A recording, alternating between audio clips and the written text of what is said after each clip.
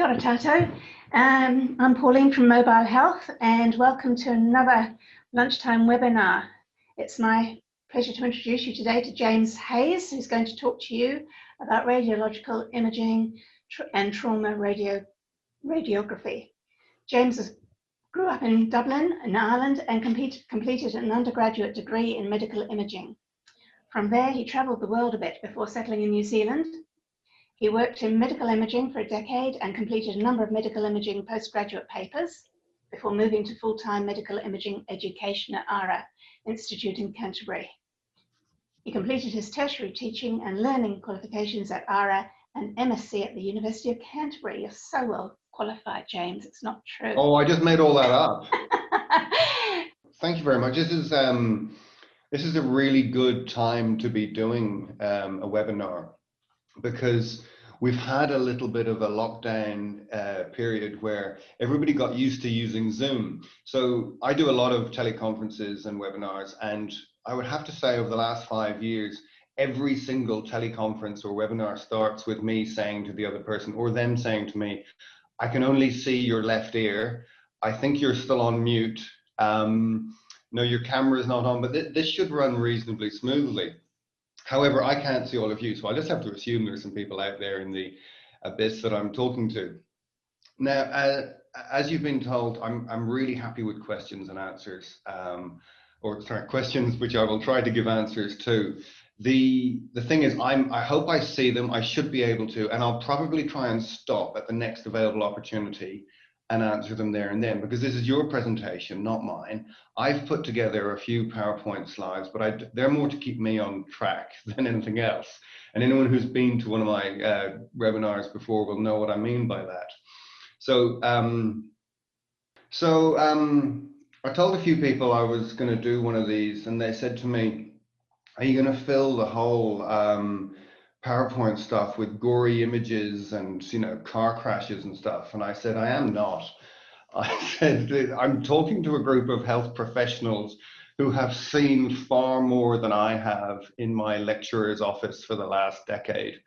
And I said, you know, there's absolutely no point showing blood and guts and gore and things like that. So I thought we'd get one out of the way and then get into something slightly more interesting. Well, I hope it's interesting, because the second word on this slide is physics. So as a little disclaimer, I used to teach physics, but I did put the word basic in front of it. I don't intend to be talking about physics, but I thought I would tell you some of the reasons why you see some of the stuff that you do. So call that what you want, but it does kind of have a physics background.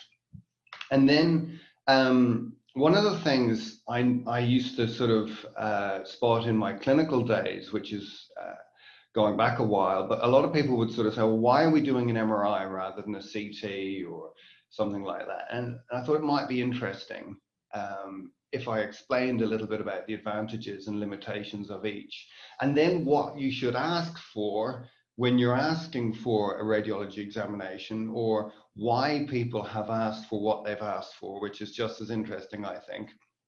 And then we'll talk about some of the future of radiology, with a slight disclaimer that if I really knew the future of radiology, I wouldn't be sitting here in my office talking to you. I'd be sitting on a beach somewhere like Elon Musk is now. So if you're happy with that, I'll just sort of chip away and wait for your, I've just seen the size of my head. I should sit back a bit. Wow. I have a large head as it is, but I don't need to sit right up against the camera. Okay, so I'm going to call this section plain film radiography, because there's no better name for it. Now, like I said, I don't know who's out there in the audience, but there will be some of you who don't know what a film is, either in a camera or in a radiograph. And there will be some others who, if I say it's what we used to look at radiographs on before CDs, some of you will also think, what's a CD? Okay. And I don't want to have to explain that it's a shiny round thing that we used to put music on, ask your dad. So I will just say, it's called plain film because no one's come up with a better name for it yet. Could be called conventional radiography or whatever. But when we say plain film, it tends to be what you think of when you see an X-ray. which is another misnomer because you can't see an X-ray. An X-ray is used to produce a radiograph, but that's neither here nor there. Okay, so there's a bit of a picture at the top right hand there of a lateral chest X-ray. And the reason I put that up there was just to sort of show you what I meant when I said plain film, because it's a terrible name. And as the years go by, it'll get worse. So the whole thing is it uses X-rays to create an image on a screen. Okay, that's in one bullet point. If I could only talk to you about one thing, that would be it. I'd say that's what it does and that's why it called it. Now, the second bullet point is really interesting, I think. It's a 2D image of a 3D object, and that makes it really, really difficult. So whenever you're looking at an image, you always need to look at least one more. If you ever wonder why radiographers do at least 2 images, it's because we are creating 2D images of 3D structures. So we need to get some idea of depth, and we need to get some idea of perspective when we're looking at things. So there's a lot of overlapping structures which you can get obliques to get around and stuff like that. Now, if you go back hundreds and hundreds of years when radiographs weren't used, so we'll change that. If you go back 100 years to when they started being used clinically, people only had X-rays. So the amount of radiation and the amount of radiographs they used to use to diagnose an issue was so many more than we do now. And the reason I can say that is because if you look at the last bit, we've got CT, MRI, ultrasound. We've also got PET-CT, which I won't really talk about today. And very soon we'll have something called Mars scanning. So we've got all these sorts of different types of modalities that help us to diagnose the problem, whereas radiographs are really taking a back seat. For example, there's probably about 102 that young radiographers or new radiographers learn now when they graduate. That would have been about 350 20 years ago. So when you're looking at an X-ray or looking at a radiograph, the only things you've really got to remember is air looks black and metal looks white. So if you ever see a pelvis, the hip replacements on a pelvis look bright white, and then bones look a little bit less white. If you're looking at a chest X-ray, the heart looks kind of gray because there's a good bit of muscle in it, or it's just muscle, and the air looks quite dark. So if you think of it like that, the person is creating a shadow. So the X-rays go through someone, and then the person creates a shadow on the radiograph. So always think about it as a reversed image. Now, I am actually going to get onto trauma radiology, I promise. So I'm trying to go through here as quick as I can. We did have the crashed cars at the beginning. So the projections, when you, because I thought we can't do the second half of this unless we've done the first half. When you're hearing about images being produced, the radiographer or the protocol will often talk about something being a PA or an AP or a lateral, and that just talks about the direction of the ray when it's leaving the X-ray tube going through the person.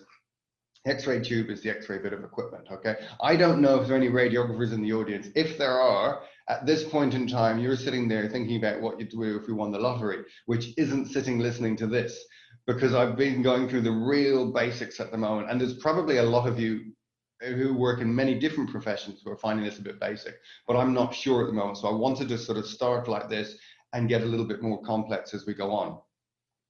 Now, the reason I talk about the PA and the AP is because it's really important, especially in chest X-rays. The heart is kind of at the front of the body. So if you take a chest X-ray PA, you're getting good detail on the heart, and you can look at the heart and you can check its size. If you see an AP picture of the chest X-ray, you can't tell much about the heart. And seeing as you're often looking for heart failure in a patient, an AP X-ray or an AP radiograph is no good to you. Bear that in mind, okay? The rest of that stuff on the slide, you can read at your own convenience if you want to. So the other thing is, if you think about a hot air balloon, air goes up, hot air especially, but we don't have much hot air in our bodies, luckily. Or we might, but the less said about that, the better. So air will always rise to the top and fluids will go down to the bottom. So sometimes when you go down with an emergency patient to the radiography department, the radiographer might put the patient into a position, usually sort of slightly sitting up, which will be uncomfortable for them, and then it'll appear like they've gone for a cup of tea. This is very rarely the case. It might be sometimes, and that's it's probably negligence or malpractice, but what they're doing is they're waiting for the air fluid levels to take place. Okay, so if there is a suspected perforated abdomen or something like that, the radiographer will need to get them, and they'll probably have help getting them into this awkward position. So this is starting to get into the crux of the talk about being emergency radiology. Why do they often want the patient lying on their side for a decubitus image or something? Right, now a portable radiographer, or sorry, well, yes, actually both, a portable radiograph and a portable radiographer, because they need to come in pairs. Sometimes the patient will be too sick to leave the bed and too sick to leave the ward. Now that is the only reason where you should ask for a portable radiograph, okay? Radiographers don't like doing them for a number of reasons. One, they tend not to like leaving the department. We're safe down there, we know the people and stuff like that. But the real reason is the radiographs just aren't as good, all right? Down in the X-ray department, we've got a whole load of tricks and magic stuff to make the X-rays look really, really good. Up on the ward, we don't have all those tricks. So whatever the radiologist ends up looking at is kind of the best projection that you can possibly do in that environment. But for example, the distortion of the organ size will be often magnified. The overall quality of the image isn't good, and it's not good for the staff and the other patients on the ward, because you are bringing radiation into an environment where there shouldn't be any. So when a radiographer does mention that they're going to use radiation, they should deal with you, they should check with you when it's a suitable time for you to have finished your ECG or whatever it is you're doing, and then ask you to step outside for a few minutes. I mean, not to the point where I have been left in an ICU department once by myself with 12 intubated patients, and I was kind of like, yeah, you can come back now, it's cool. And it was just like little beeps, and I was like, I think from what I've seen on TV, as long as these beeps keep going in a regular way, everything's good. But I know how stressful ICU is for nurses, and I think they're just taking the opportunity to grab a coffee or something. Right, and I just mentioned this one because this is something that you'll never see in trauma radiology. These stress radiographs are really, really diagnostic, but they're not in radiology. So if you're ever seeing on the requisition form that they want to have a stress radiograph for standing knees or flexion and extension views or something like that, it's not an emergency radiology requisition, and shouldn't be done in an ED department unless you work in a very, very small hospital that perhaps only has one radiology department. It's basically looking to see what the patient can do in their extreme conditions, often prior to surgery. Right, computed tomography. This is getting busier and busier. And if I could give you an example here, where I trained, it was a city about the size of Christchurch. So the population was, give or take an inch, 300,000. So over the last 20 years, in a similar size city, we've gone from having one CT machine to Christchurch has 12, okay? And I imagine Auckland has 3 times that, and Wellington has the same and stuff like that. It might have more. That was sort of the last time I heard. So, it's absolutely been having a phenomenal growth rate. And the reason is, it's just so diagnostic. It was held back for a while because of the high doses that it produced, but even that's getting better now. So basically, CT, if you don't know the radiology department very well, there's 2 things that look a little bit similar. There's a CT machine and an MRI machine. They both look like donuts, but the MRI machine looks like a really long donut, and the CT machine looks like a shorter donut. So, and if you hear of people having problems in one of the scanners, it's probably the MRI scanner, because you're in there for longer and it's a little bit, like I said, it's longer, so the person's more in the middle of the donut. This thing works by using X-rays. Okay, so it passes a thin stream of X-rays through the body as the patient moves. So I don't know if you can see the patient goes through like that, and or usually head first, but 98% of the time head first, and we can do as much as much of the body as we want at the one scan. Now that's really, really good for trauma radiology. And the reason for that is once they're on the table, they can lie still and they could get a full body from top to toe, and that's getting more common. And then we can use the images we want to as we need them. So things like skull, chest, and abdomen and pelvis will be looked at, and probably C-spine will be looked at first.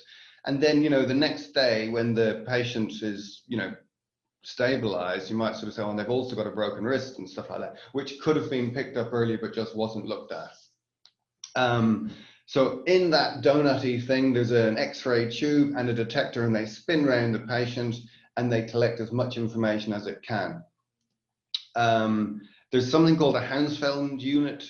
Hounsfield was the guy, if you're interested, who sort of discovered CT, actually with a New Zealander called, I wish I hadn't said called now because I can't remember his name. He worked in the University of Canterbury and unfortunately didn't get his last name as the unit, because then I could have told you his name without stumbling across it like this.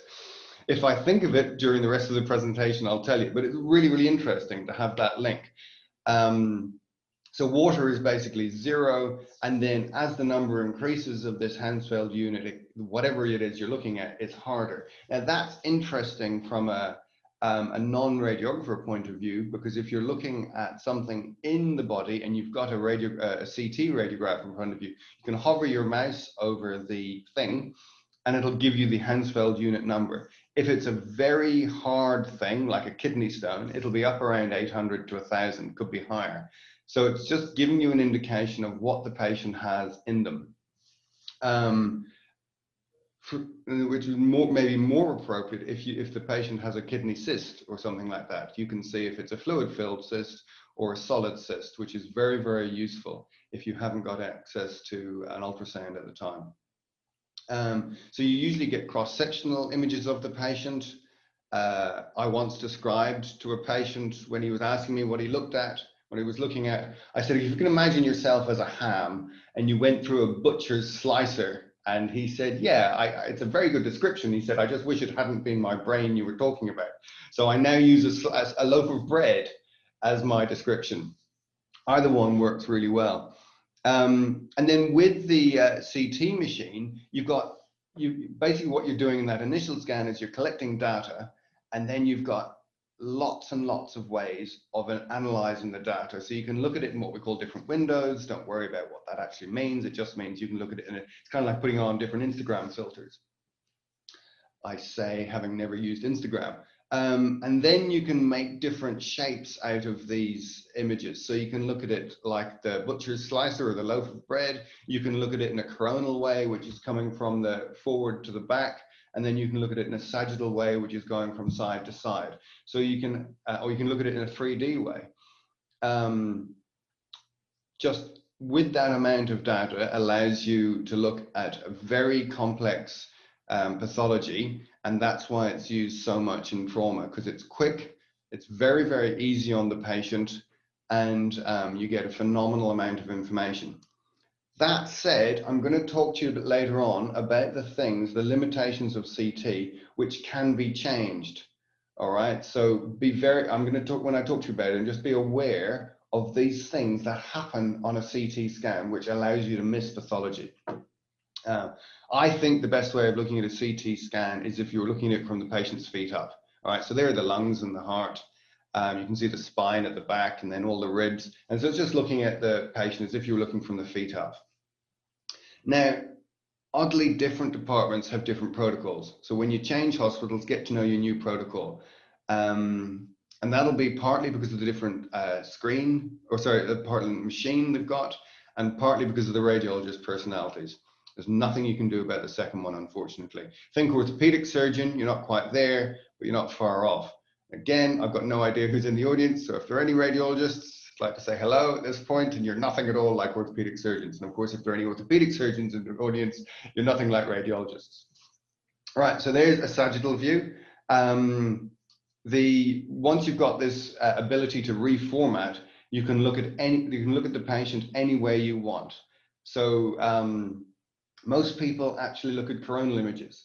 They find them, if you're a non-radiologist, most people find coronal images easier to look at. And they kind of are, because it makes sense. It looks like you're looking at the person standing in front of you.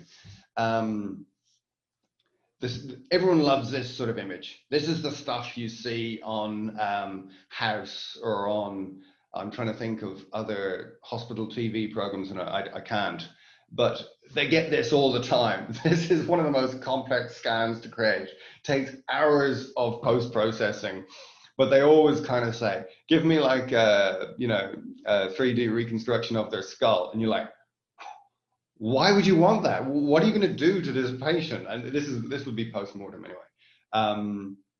But this is the type of stuff you can achieve just by collecting more and more data. Very, very useful if a patient comes in a bad way and they're going to surgery.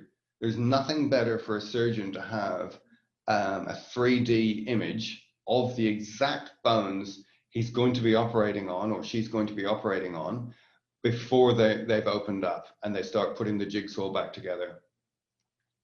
Okay, MRI, like I said, it's like the CT machine, but it's longer, can be a little bit dark in there. I've had a number of MRI scans, and even though I know quite a bit about them, I have to say they are a little bit claustrophobic. They're getting better. They're making slightly wider ones, but they're still something to be aware of. Now, what I used to tell my students was, we can do an awful lot about that, not about the physical thing, but most patients don't know what an MRI scanner is, and that's okay, because when a plumber comes to my house, I have no idea what they do. I know they do stuff and then the sink works again, and that's kind of like what they expect to do when they go into a hospital. They expect us to do stuff and them to work again. So if they were to be told they're going for an MRI scan in the radiology department, they may refer to their last time they were in there, where the imaging took about 3 minutes. Now this might take half an hour to do the scan. So if you think about it like that, if you say to the patient, you're going for an MRI scan, you're going to be lying on your back, it's quite noisy, and you'll have to stay still for about half an hour. Mentally, their subconscious is preparing for that process for the next couple of hours anyway, or it could be the next week, while they're waiting for their scan to take place. And the vast majority of people are actually okay if they know what to expect. What they don't want to be doing is sitting outside in the waiting room thinking they're going in for a quick x-ray, and then to get put on a bed and be told, well, you could be lying still here for half an hour and you're going to be put in a reasonably dark chamber and it's going to be really noisy. That's scary.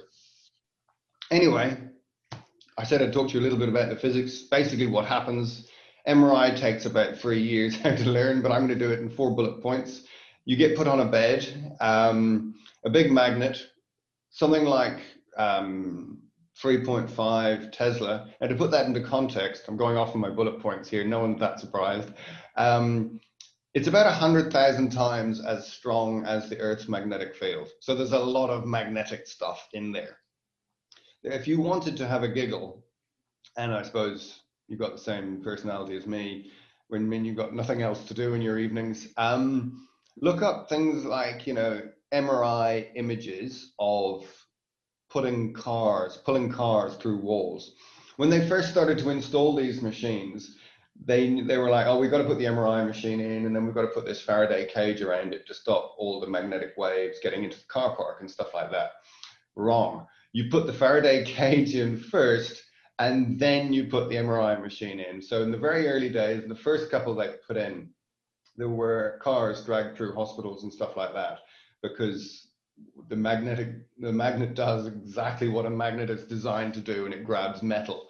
And if that was a car, that was a car. And what it'll do is it'll take the shortest path towards the magnet. And if that goes through the CCU ward or something like that, that's what'll happen. Hi, Beam, can you access these slides later on? Yes, you can. I think the whole lot gets put on a... No, James, what happens is the session is recorded and people can see it again, but we don't send out the slides. Okay, thanks for that. Anyway, so what happens is that the magnetic waves go through the body, they polarize all the atoms, they're all spinning in the right direction, and then you turn off the magnet-ish, and then you wait for them to start spinning again in their own way, and you see how long that takes. That gives you an image. Believe it or not, we take 4 years to teach that.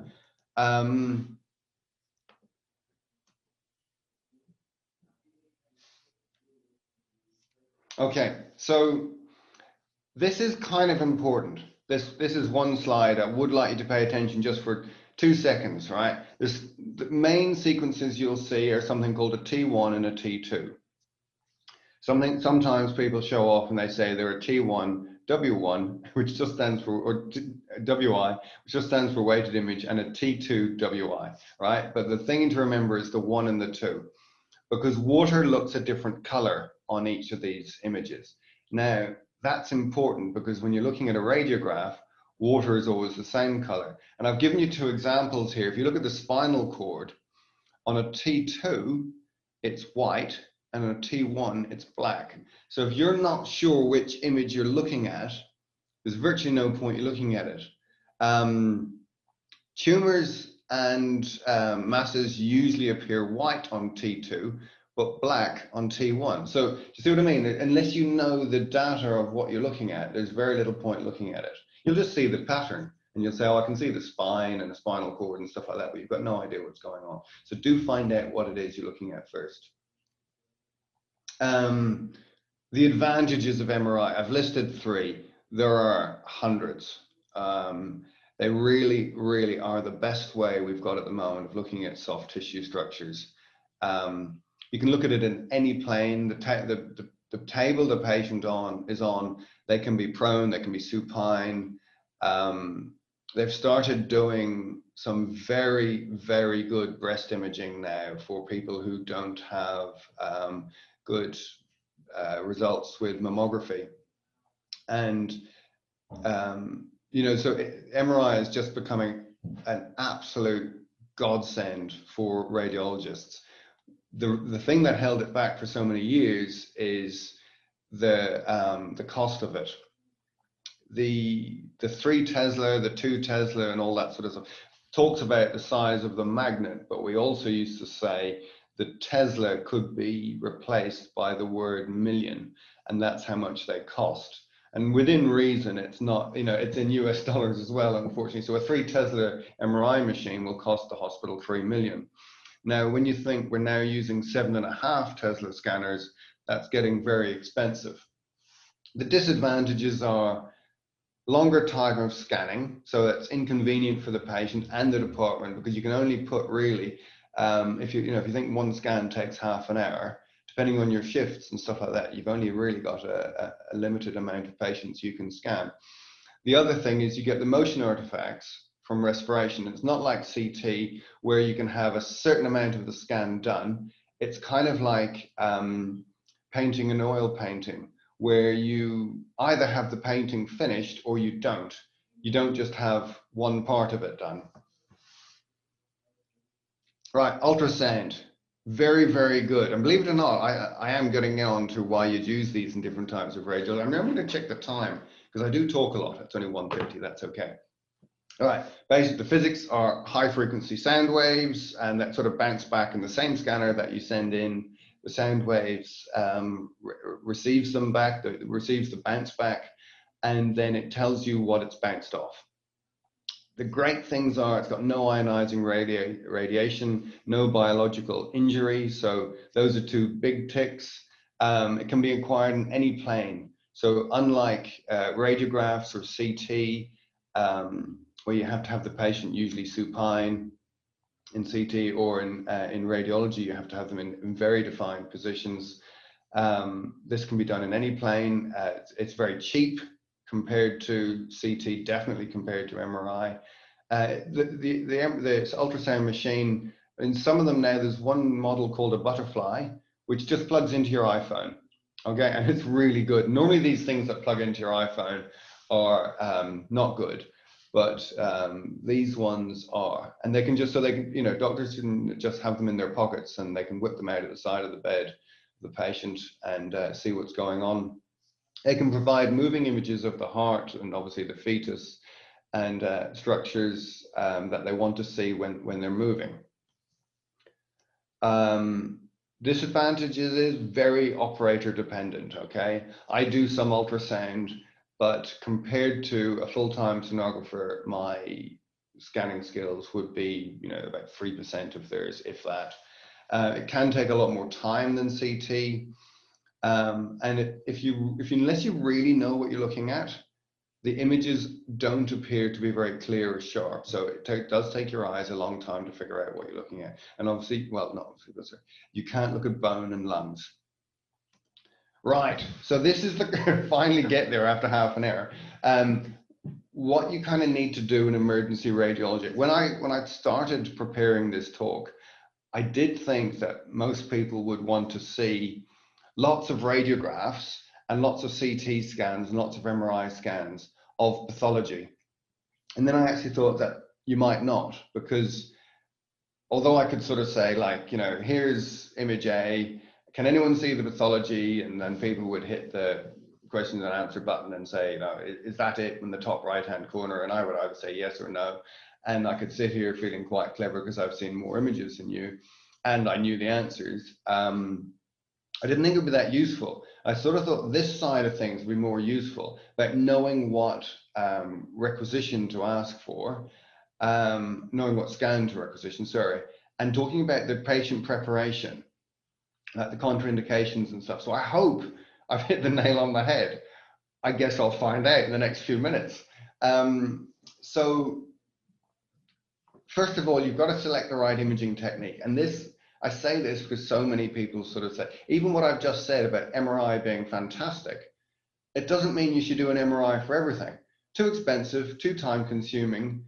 And I mean, if every hospital had 10 MRI machines, yeah, why not have a look at a broken scaphoid in an MRI?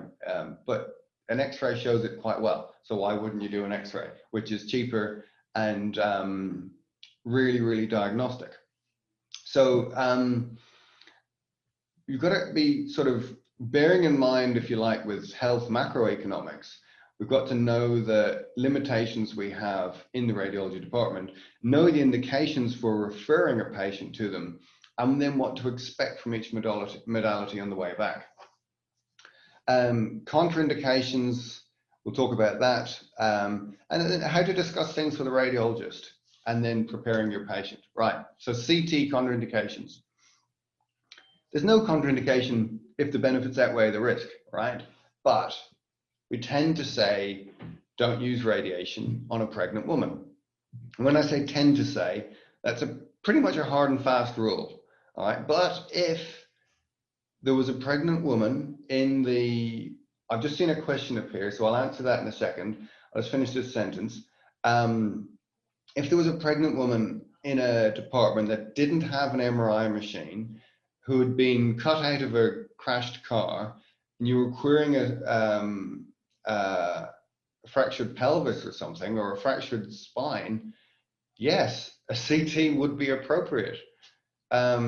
Radiation has a bad name. The whole Chernobyl series on Netflix didn't help. That's radioactivity, not radiation, but that doesn't matter. Radiation isn't as bad as it sounds. A lot of radiation isn't good for anyone, but a little bit of radiation usually doesn't matter. However, there are some contraindications for giving contrast media and stuff like that. So contrast media is it's kind of like a dye that we often give patients to show different areas of the body up better than others. hypersensitivity to ionated contrast medium can cause an anaphylactic reaction. So that's a definite no-no. And the only way to find that out is to ask a patient if they've got a contrast media allergy. Now, here's the thing. If you think, how do you know you've got a contrast media allergy? It's usually because you've had an anaphylactic reaction. So unless you've had one, there's a very slim chance that you know you're going to have one. So we kind of have to ask around a bit. So you can say, do you have an iodine allergy, which is a very old way of asking the patient. And then no one knows if they've got an iodine allergy. So we used to ask, are you allergic to seafood, bearing in mind that seafood has iodine in it. That's no longer thought of as a good indication. However, if someone is allergic to seafood and they have other allergies, such as an allergy to peanuts, they can't eat strawberries. Oddly, having red hair gives you a hypersensitivity to contrast medium. It could be that they're going to have a contrast media reaction. So there are ways in the department that we can be prepared for that, and also different things we can do. So this is worthwhile you finding out, because we often do in emergency radiology, often contrast is given to see if there's a leak in one of the arteries or veins. Renal failure, if you've got time and you know a patient is having a contrast media scan, finding out their INR is very, very useful. Right. Pregnancy, children, send them to MRI or ultrasound if possible.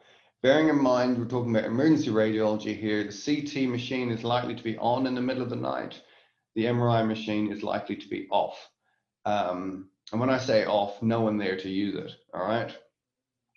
We talked about hypersensitivity to oral or IV contrast medium. And then one of the things that contrast medium does is it stresses your kidneys a lot. So you have to find out if patients have got renal failure anyway, or a risk of renal failure. And if they do, contrast media shouldn't be given routinely. Consult a urologist or a nephrologist, depending on the size of the hospital. But you just got to remember, everything you do here by giving the contrast medium, giving the radiation, is adding another risk factor to their scan. And that's why at the very top there we're saying, you know, should they be going to MRI or ultrasound? So this is this balance of CT is quick, it's readily accessible, it's cheapish, but should they be having it? Not if they've got those contraindications. MRI contraindications. Now, should everything be going to MRI? Not necessarily. So the absolute contraindications, have they got an older style cardiac pacemaker? The metal fragments in the eye.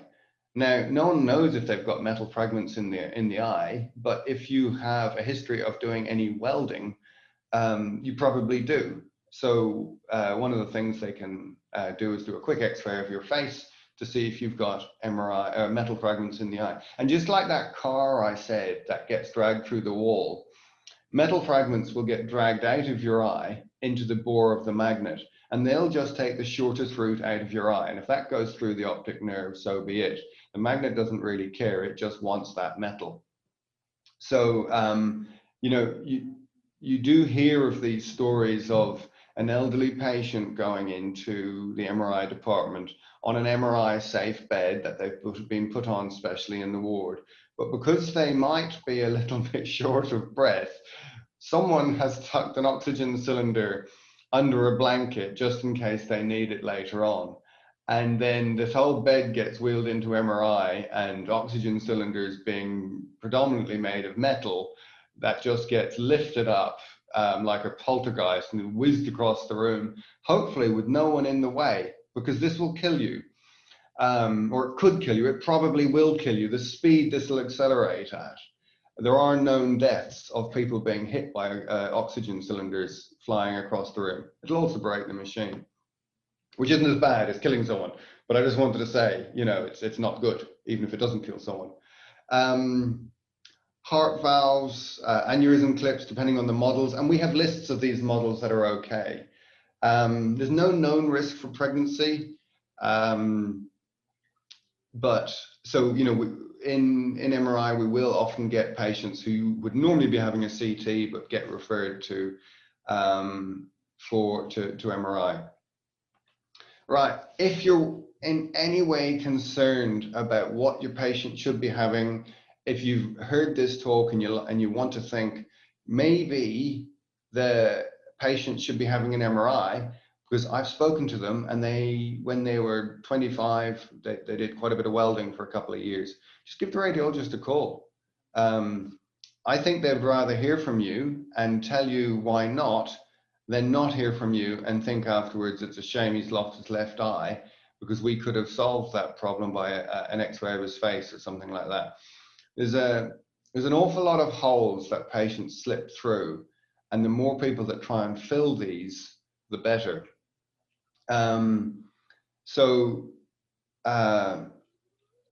If you talk about emergency radiology rather than other specialties, we're talking about getting stuff done safely and fast. So speaking to your radiologist, you say, well, what's the quickest way we can get this pathology diagnosed? They'll be able to tell you. The timely interpretation of the images as well. All radiology images now go to a system called a PACS system. It just stands for Picture Archival Communication System, but you'll hear about the PACS system all the time.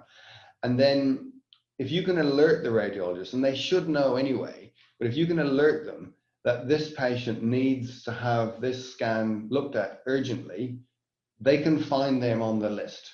Okay, and now, did a question just come through?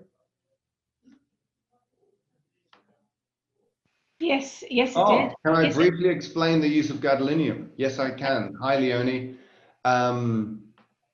So I'm just going to get rid of this because there we go. So gadolinium is it's an MRI contrast material. It's made of very fine amounts of metal itself, believe it or not. Now, it has a checkered history, because originally when gadolinium was introduced to the market, people thought it was absolutely wonderful. Everybody got gadolinium because you could see, MRI shows amazing detail even without gadolinium, but then adding gadolinium, it just showed everything you ever wanted to see and more, and twice on Sundays. So then people were getting gadolinium far too much. And then someone sort of said, well, now that we're giving it to everyone, should we look into the biology of this a little bit more? And it turned out that it was sticking around in people's systems a lot more and maybe causing long-term renal problems. So they sort of said, well, now that we've got this knowledge, maybe we should dial it back a bit to how just giving it to the people we should know and giving it to those people we know it'll be safe in. It is still used. It's a very different type of gadolinium to what was used originally. And it's usually only used for brain studies or arterial studies. Now, I'm going to just open up the question thing again. Did that answer your question? I think it probably did. There is another question there about metal stents. Ah, yeah, what about metal stents? Presumably wondering if they'd shoot out oh, well, they can do. So the easiest thing to do is if there is an MRI checklist, which you have to go through with every patient. And it's incredibly long. Do they have metal in the eyes? Do they have cochlear implants? You know, it's kind of like if you think the airport machine is going to go beep, take it out of your pocket. But it's a bit more complex than that. Metal stents, the newer ones, and when I say newer, I'm talking about the last 30 years, they're all okay. But we still want to know about them so we can find out the model number and stuff like that if we need to. Some of the MRI questionnaires get quite amusing, and they say things like, you know, do you have any bullets in you? And you know, can the patient answer if they've got any bullets in them? I guess it depends on where. I don't know much about bullets, but I suppose it depends where they are. But yeah, if you know the patient has a metal stent, tell the radiologist or the radiographer you're going to be working with. Okay, the patient should also be aware of this, but they might not be. You've got to be their advocate. Right. So pregnancy, it's certainly something to be aware of. I think the rules in New Zealand are now every woman between 12 and 58 should be asked for their pregnancy status via LMP. IV contrast in patients with a history of kidney disease, older age patients, diabetes, hypertension, we need to check their creatinine levels. Oral contrast. Now, these ones are interesting. This is where you sort of think, we shouldn't need to say this. The radiographers, the patients, carers should be thinking this. If the bowel preparation is suspected, you need to pass that on, because there are different types of contrast that will be used. And the reason, so you can use as water-soluble contrast. Now, the reason water-soluble contrast isn't used on everybody is because of cost, unfortunately. But when I put it into perspective, a non-water-soluble contrast is about 30 cents for a patient. A water-soluble contrast is about $60. So there's a significant difference in price. However, if you're suspecting a perforation, that sort of cost doesn't, that doesn't matter. It's a person's healthcare, but it's just certainly something to be aware of. If you think this bowel preparation is going to be used and the patient has a perforation, then it must be they must be checked with a water-soluble contrast. Ultrasound. Now, this is an interesting one. The patient can be asked to be fasting and turn up with a full bladder. If you can tell me how to do that, you're going to get a prize. I would find that as an insult if someone asked me that I couldn't eat for 8 hours and yet I had to maintain a full bladder. But there's a reason for the full bladder, and that's because ultrasound doesn't go through air very well. So a full bladder allows a little window into the pelvis. And just take things off like bandages and stuff like that. That'll be down there. Like I said, the MRI checklist is very, very comprehensive. Now, I mentioned the MRI being a little bit claustrophobic. Children especially sometimes get sedation in there. There is often, once a month in a bigger hospital, a full GA list for MRI, where they'll have an anesthetist and a special type of anesthetic machine that's got no metal on it. And they'll have a list of children, usually children, who just can't tolerate an MRI. So that's how claustrophobic they are. What to expect was, I wasn't sure if there was going to be lots of radiographers in the in the audience, and it's like you're going to have a huge volume of patients in the emergency department, and therefore an increase in the radiologic procedures needed. Now, that's all I was going to say to the radiographers. So it was 58.5 minutes of nonsense for them. The advanced imaging techniques, the advantages of that is for things like multi-detector CTs and the helical CTs are so much faster. Actually, what's delaying us is getting the patient on and off the table. The scan can take 60 seconds or 2 minutes sometimes.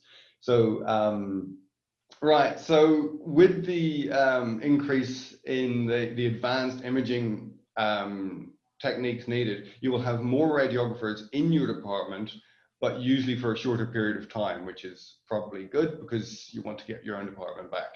But the modern radiology, the plain film radiography, the ultrasound and CT, is more or less in the ED department now. In every big hospital, you'll find the two centers side by side, at least, if not incorporated.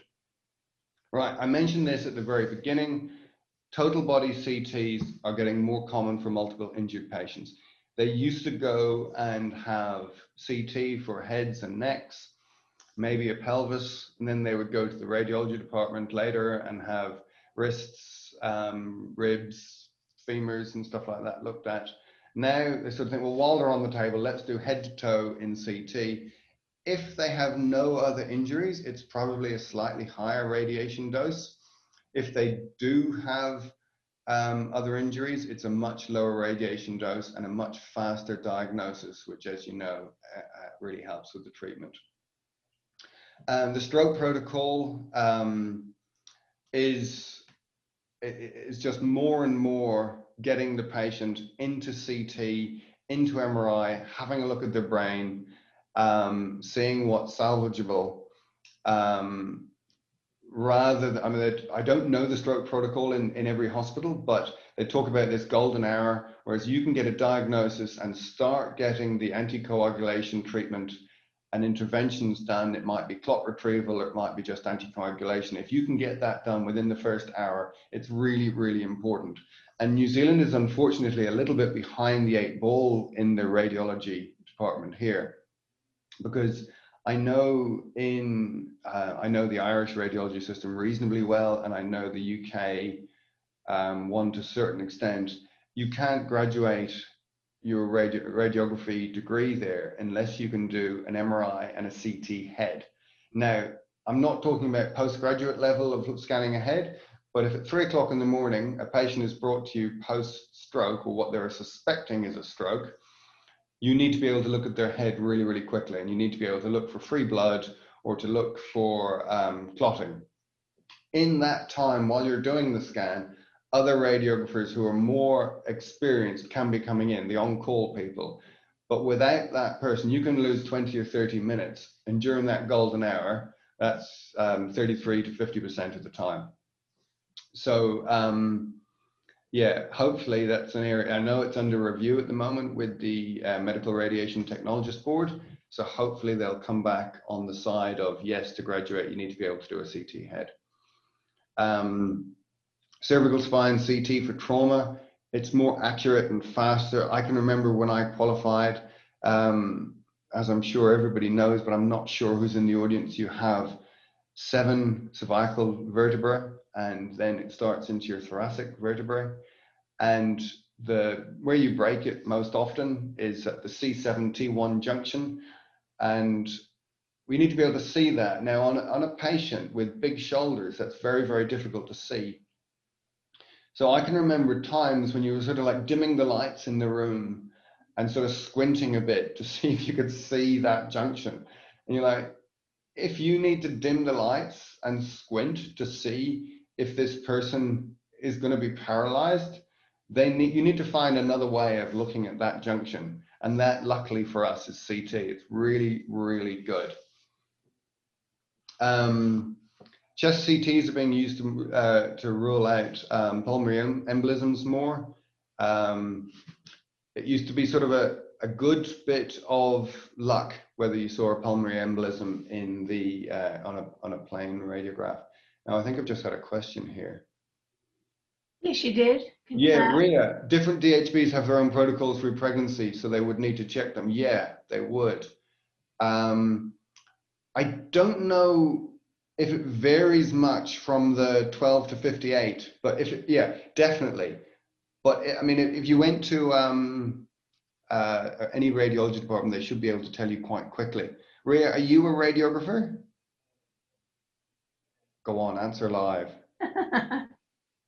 Can you see the other question there? As soon as trauma comes in, doctors ask for portable chest and sometimes abdomen and pelvis. Are the initial radiographs necessary? No. Yes. Kind of. Okay, so a portable chest X-ray is really, really useful because a chest X-ray is like a barometer for the rest of the body. If there is something going on in your if there's pathology in a human, their chest X-ray will show it first. Okay, so this depends, and the reason I say yes and no is if the hospital is not able to provide good quality, accurate and timely being a really important word there, full body CT, or if they just don't do it, then yes. Thanks, Ria. Right, so getting back to then, if they ask for a CT scan and they can provide it in a timely fashion, then the abdomen and the pelvis shouldn't be necessary. But this is when I'm saying timely, what I mean is they should be in ED department getting assessed, and then they say, this patient needs diagnostic imaging, and they get it, and then they come back in the same sort of time that they'd have that abdomen and pelvis. If you can't do that, or if the radiographers can't do that, then yeah, you're going to need to all have all that double ups, unfortunately. Right, so Ria, you've said you're a radiographer. Welcome. I hope I made sense to you and it wasn't too dull. Thank you for not saying I was inaccurate all the way through it. And you only asked for pregnancy for a plain film if X-raying over the abdomen. I'm a little bit surprised, but I mean, obviously take your word for it. You must have fantastic collimation. Right, I'll exit out of these questions. So the pulmonary embolism one is really good as well. For, I mean, to spot pulmonary embolism in the past, you could look at plain radiographs, you could look at a VQ scan in nuclear medicine. Now having a straightforward CT scan can show it really, really well. I talk about stone protocol because emergency radiology does involve kidney stones. Patients come in with huge amount of pain from renal colic, and an abdomen X-ray will show most stones. And I've written IVP. God, I'm showing my age here. And IVU will show, wow, will show a lot more, but they're not done so much anymore. And that's because CTUs show 100% of them. And it's quick, it uses a much lower dose. And then it also comes up with all the differential diagnoses like appendicitis, gynecological, other conditions that women sometimes have. And then, like I said, the bone CT with 3D reformats for patients who are definitely going to surgery to give the surgeons an accurate map of what they'll be looking at as soon as they open up the patient. Right, I think that's... You're bang on time at the moment. It's 2 o'clock now. How are you going? I was hoping there was one more. Oh yeah, here we go. Right, new trends in radiology. Now, colonography rather than colonoscopy. Okay, now some of these have their swings and roundabouts, but I don't have time to go into them. CT bronchography rather than the bronchoscopy. So you can replace the oscopy with anography in a lot of things. CT angiography rather than plain angiography. Coronary calcium scoring is getting quite popular. Fusion PET CT, so that's positron emission tomography and computed tomography. Now that's quite a game changer because PET scanning shows pathology and CT scanning shows anatomy. So PET CT shows anatomy masked on top of pathology, which we used to have to do separately. So it was kind of lining up. It looked a bit like Photoshop in the past, but now it's really, really good. Functional MRI for early diagnosis of Alzheimer's diseases it's still at the sort of the research level, but it's really, really interesting. Molecular imaging, it sort of went out of fashion for about 10 years. It's coming back into fashion and a lot more now because there's just so many things we can find out when we start looking at the molecules. It's 2 o'clock, so I'm going to skip this bit. Oh, no, that was the last one. I thought there was one more, sorry. We really think in radiology we can help clinical decision making. Triaging patients, especially if you have a lot at once, towards the proper areas quicker, whether they're discharged, going to the observation unit, wherever. It just sends patients in the right area quicker. And like we've always got to be fast and accurate when we're diagnosing patients, and adding radiography can make it non-invasive as well, which is really important. Like to sort of think that the more you use radiology, you'll get faster treatment with a better outcome. Adding radiography compared to not does have a higher cost. But then incidental findings, which we talk about, especially from CT will diagnose everything, which is unfortunately why in the United States. They won't do things like a CTU, they'll do an IVU for a kidney stone. It's because you find other things on a CT and the insurance companies don't want to pay for it. So the non-important incidental findings from CT can give a patient undue worry. These things might never cause a problem, but we then diagnose them, and ethically you must tell the patient that they have this problem. Now, I've just seen another question pop in. That was great, thanks. I want another session, James. Want another session on reading in primary healthcare? Okay. Well, I'm not the person to speak to about this, but that, yeah, at some stage, if there's a gap, I'm happy to do that. I can take that request to the head office. I'm just going to answer Yvonne's question. Oh yeah, sure. Strapping tape, is it a problem with X-ray? Yeah and no. Depends where it is. If you're X-raying a finger, because usually what like an ambulance officer will do, or a school matron, and I'm not putting them in the same box here, but they'll, like, if you break a finger or you dislocate a finger or something like that, they'll strap it to the next one as a splint. Now, if you're looking to X-ray that finger because it's such a small area, yes, strapping tape is a problem. But if it was on, I'm just trying to think why you would strap an abdomen. For a psoas muscle problem from the physio, no, it's not a problem for looking at a spine injury or something like that. But yeah, strapping tape is usually an issue on the digits that it's invariably going to be used for. So get it cut off carefully. Okay. Well, I think we're done. Thank you very much, James. Well, thanks, everyone.